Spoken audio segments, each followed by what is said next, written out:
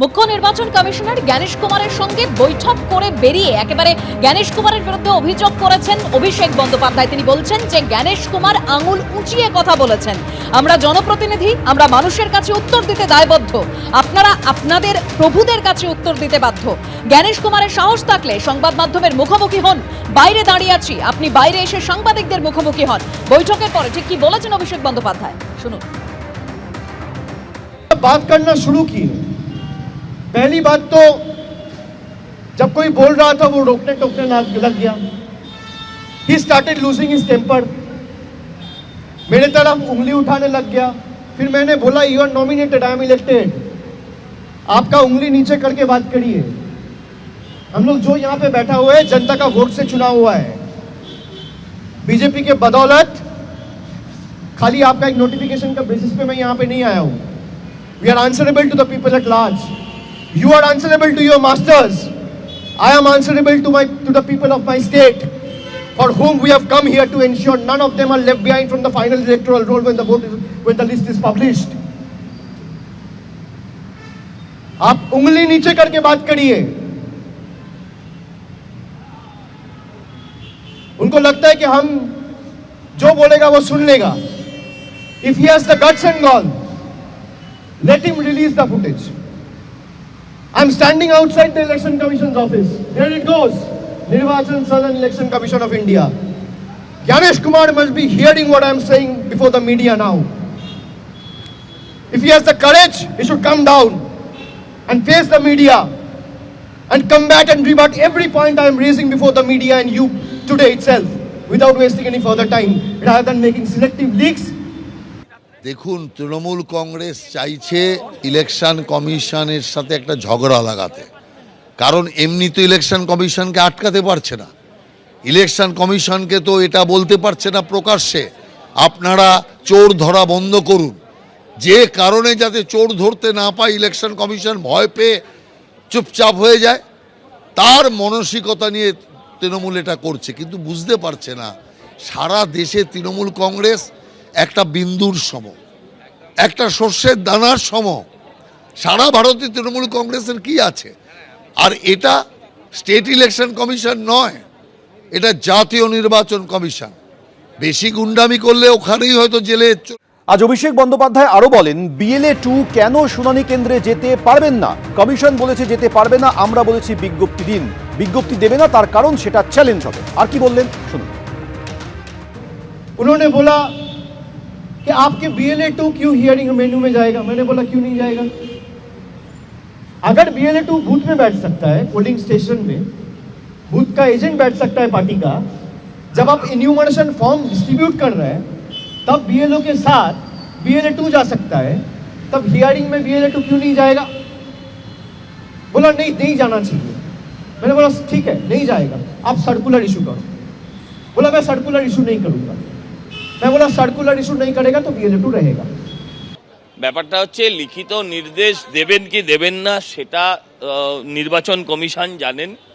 ভারতবর্ষে আর কোথাও এই ধরনের দাবি ওঠেনি। সারা ভারতবর্ষে অনেক বিরোধী রাজনৈতিক দল এবং সরকারেও আছে।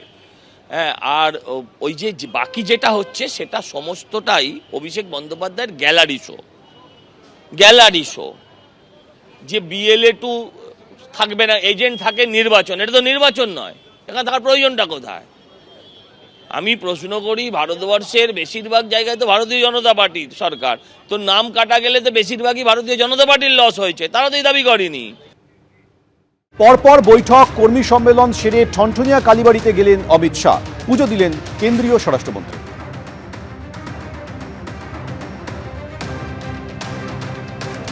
আজ সারাদিন ধরে একের পর এক বৈঠক করেছেন কেন্দ্রীয় স্বরাষ্ট্রমন্ত্রী অমিত শাহ। হোম টাস্ক বেঁধে দিয়েছেন, আগামী 2 মাস একেবারে লড়তে হবে বলে দিয়ে গেছেন কেন্দ্রীয় স্বরাষ্ট্রমন্ত্রী। তারপর দিল্লি ফিরে যাওয়ার আগে ঠনঠনিয়া কালীবাড়িতে গেলেন অমিত শাহ।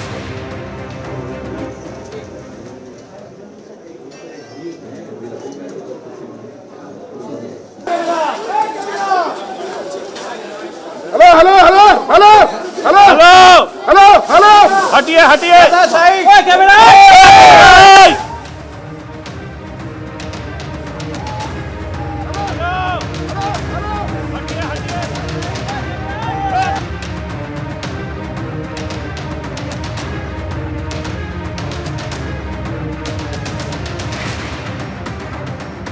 আজকে কেন্দ্রীয় স্বরাষ্ট্রমন্ত্রী অমিত শাহ সল্টলেকের একটি হোটেলে একদিকে যেরকম দলের সাংসদ বিধায়কদের সঙ্গে তিনি বৈঠক করেছেন, অন্যদিকে সায়েন্স সিটি অডিটোরিয়ামে কলকাতার বুথ সদস্যদের সঙ্গে আজকে বৈঠক করেছেন এবং সেখান থেকে তিনি এটা স্পষ্ট করে দিয়েছেন যে 26-এ এবার বিজেপির সরকার ক্ষমতায় আসবে। গতকালও তিনি বলেছিলেন যে 2/3 সংখ্যা গরিষ্ঠতা নিয়ে ক্ষমতায় আসবে বিজেপি এবং তার জন্য দলের বিধায়ক থেকে বুথ স্তরের কর্মীদের ঠিক কি কি কাজ করতে হবে একদম হোম টাস্ক রেডি করে দিয়ে গিয়েছেন কেন্দ্রীয় স্বরাষ্ট্রমন্ত্রী।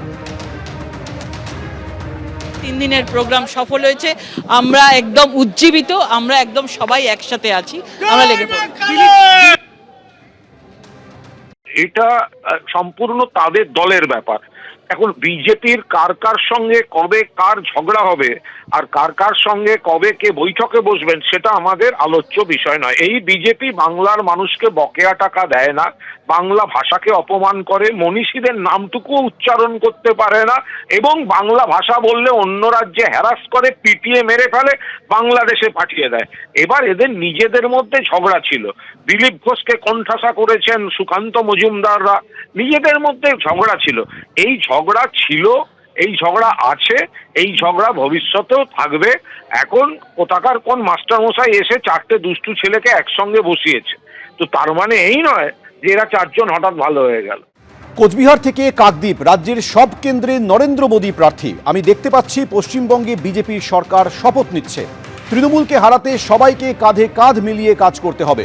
সায়েন্স সিটিতে কলকাতার বুথ সদস্যদের বৈঠকে বার্তা দিলেন কেন্দ্রীয় মন্ত্রী সুকান্ত মজুমদার।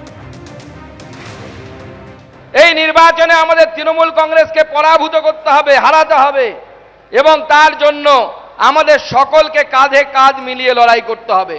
মনে রাখবেন, প্রার্থী একদম কোচবিহার থেকে শুরু করে আলিপুরদুয়ার থেকে শুরু করে কাকদ্বীপ পর্যন্ত বা কাঁথি পর্যন্ত যদি আপনি ভাবেন, প্রত্যেক জায়গায় নরেন্দ্র মোদী প্রার্থী এবং পদ্মফুল প্রার্থী। এই পদ্মফুলকে জেতাতে হবে, অন্য কোনো কিছু দেখলে হবে না। 26-এ পরিবর্তন হবে, অমিত শাহর বার্তার পর ফের দাবি করেছেন বিরোধী দলনেতা শুভেন্দু অধিকারী। আর কি বলেছেন জয়প্রকাশ মজুমদার, রাখবো আপনাদের সঙ্গে। কতটা অমিত শাহের এই বৈঠক, সেই বৈঠকের আগে আপনারা কতটা উজ্জীবিত?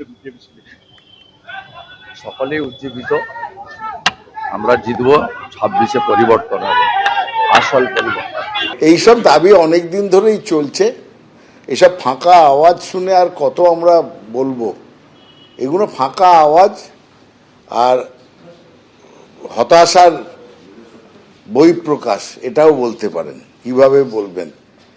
কারণ আমরা আসবো, আমরা আসবো, আমরা জিতবো, আমরা জিতবো, আর প্রত্যেকবার হেরে বসে থাকছে। সুতরাং এইসব কথার কোনো গুরুত্ব নেই। পরপর বৈঠক, কর্মী সম্মেলন সেরে ঠনঠনিয়া কালীবাড়িতে গেলেন অমিত শাহ, পুজো দিলেন কেন্দ্রীয় স্বরাষ্ট্রমন্ত্রী।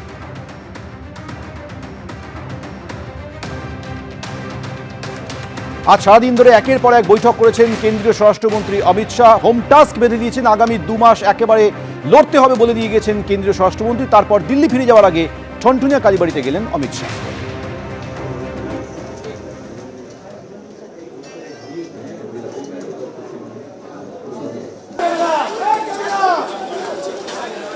Hello hello hello hello hello hello hello हटिए हटिए कैमरा